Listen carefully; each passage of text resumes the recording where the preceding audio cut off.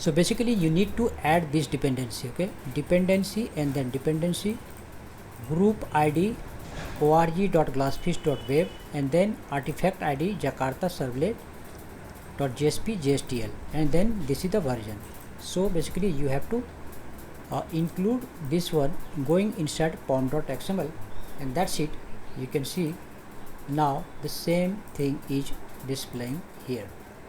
The difference is the code structure.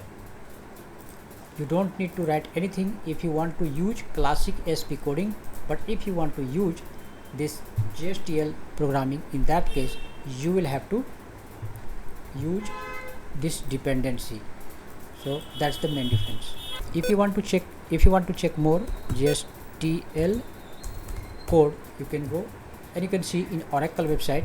Here you can find these are the tag summary where you can use and know more about this. So guys, that's it in this video. Now let's meet in the next video. Thanks for watching. Bye bye.